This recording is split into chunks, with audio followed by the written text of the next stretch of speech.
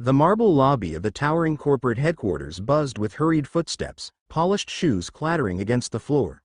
Among the stream of executives in tailored suits, a young woman stood out, not because of her attire, which was simple and worn, but because of the way she clutched a thin folder to her chest as though it carried her entire world. Her name was Emily. She had waited 2 hours just for the chance to speak to someone, anyone, inside this building. Rent was overdue, her part-time shifts barely covered groceries, and now, life had handed her a complication she hadn't planned for. Inside the folder was her ultrasound. Proof of a tiny heartbeat. Proof of a future she wasn't sure how to hold on to. As the elevator doors opened, a man stepped out. The CEO himself. Alexander Carter. The kind of name whispered in news headlines and magazine covers. He carried himself with the effortless confidence of a man who had everything: wealth, power, respect. Emily, nervous and overwhelmed, moved aside too quickly, and the folder slipped from her hands.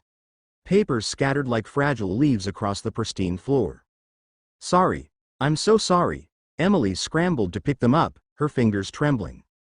But Alexander had already bent down, lifting one sheet before she could reach it. His sharp gaze softened when he realized what he was holding: an ultrasound.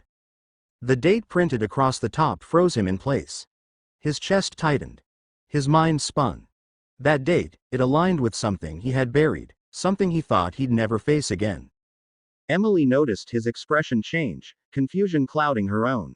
She reached for the paper, embarrassed. "Please, it's nothing. Just give it back." But Alexander didn't move. His usual commanding voice was quieter now, almost fragile. "Whose is this?" Emily's lips parted, unsure how much to reveal to a stranger, let alone the most powerful man in the building. "Mine," she whispered. "I wasn't supposed to. You weren't supposed to see that." For the first time in years, Alexander's world tilted. That date wasn't random. It collided perfectly with a memory he thought he'd left behind: one night, one mistake, one face he hadn't forgotten.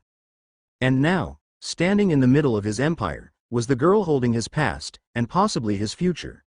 Would you like me to continue the full story narration in detail, 10 to 20 minutes length, carrying it through the twists, emotional climax, and uplifting conclusion, while keeping it concise for spoken storytelling?